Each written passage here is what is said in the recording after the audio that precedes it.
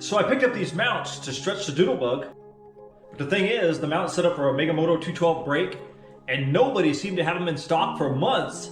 But finally, I was able to pick one up, a rear brake for a Mega Moto 212. So now I can stretch the bike. So I'm gonna weld up these mounts on this bike, and then I'll put the Mega Moto 212 brake on here.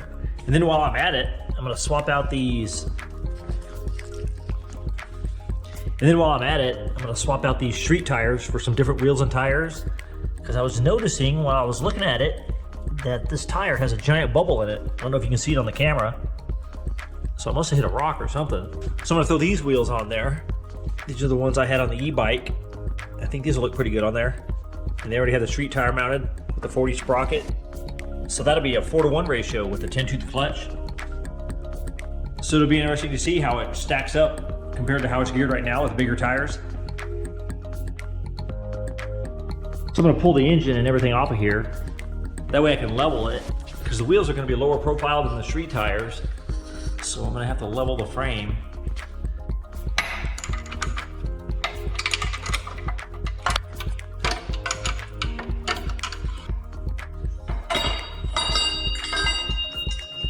Pop this engine off of here.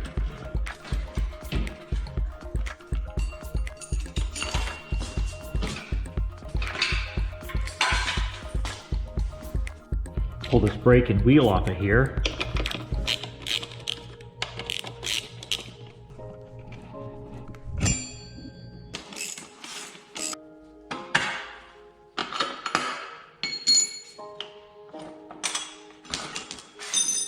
Go ahead and cut all these tabs off of here. Cut this brake tab off and the axle mount tabs. Get all that stuff cleaned up.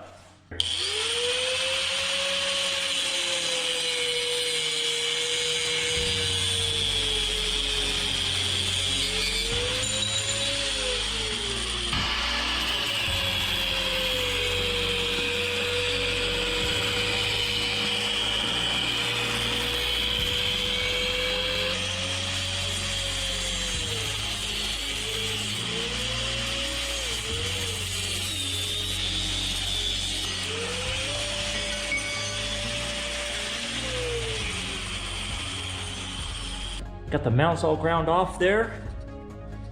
Went ahead and ground the fender mounts off too while I was at it. So I need to set the frame down because I got the other wheel on there to level it out to see where I need to weld these.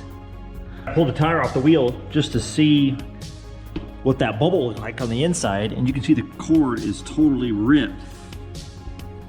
So I'm gonna take the front tire and put it on the back wheel and just go ahead and use these back wheels, because I think it looks a lot better with the bigger wheel in the back and the small one on the front.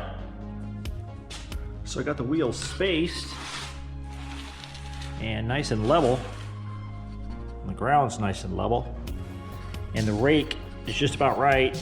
So in case I put a smaller slick on here or something, it has a little bit of a rake to it right now. But if I put a little bit lower profile tire, it won't be too low in the back.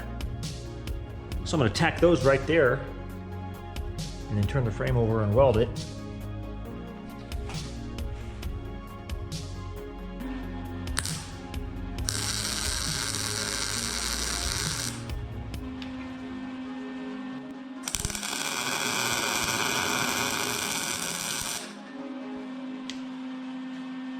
Just got it tacked on there. So now let's flip this thing over and weld them on there permanently.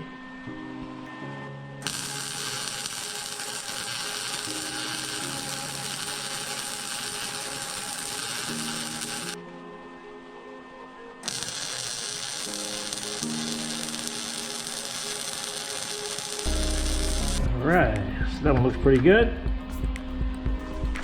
Flip her over and do the other side.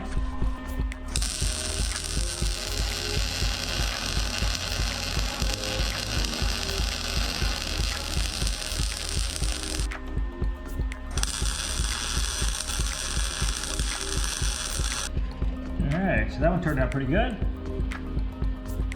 So while everything was apart, I went ahead and painted it. Just a quick paint job, just until I powder coat it.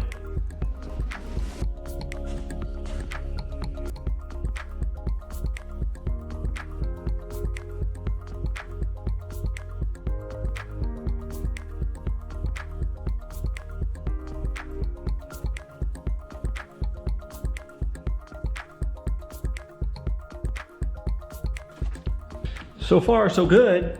Got it all put together. Got the tank on there and the carb.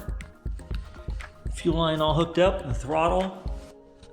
So now all I have to do is install that brake and then install the best chain guard in the world.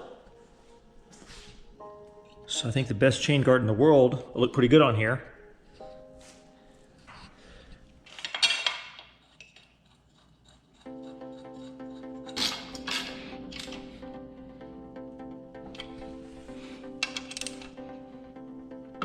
Throw a 17 tooth clutch on here. That ought to be good for some serious top speed, if the engine can pull it.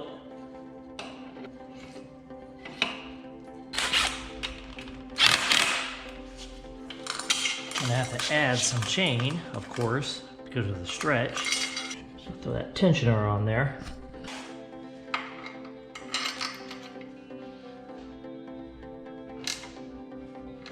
Break this chain. And then add quite a few links.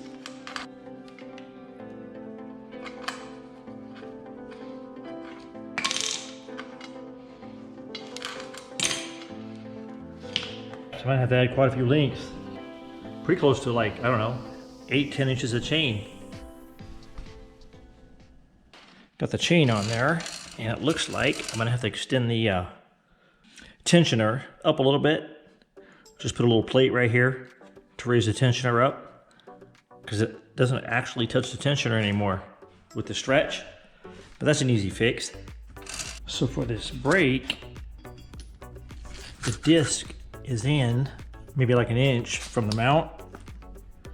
So to get the caliper on there, so the only thing I'm really gonna have to do is throw some spacers in here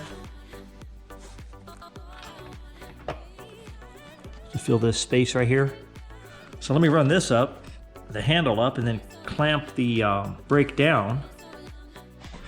All right, so I got the line ran up to the top here.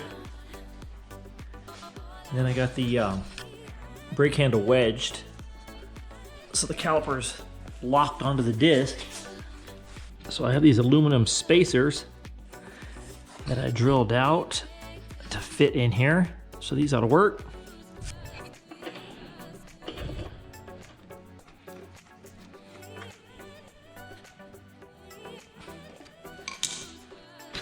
Okay, so I got the brake all bolted on there.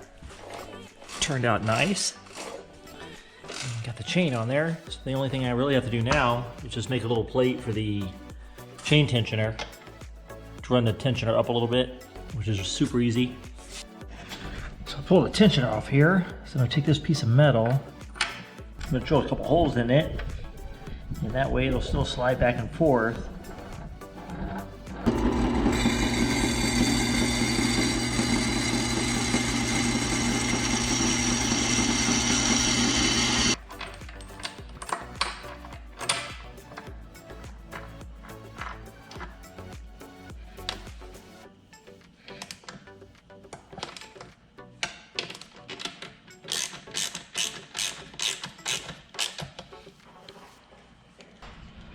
So there we go.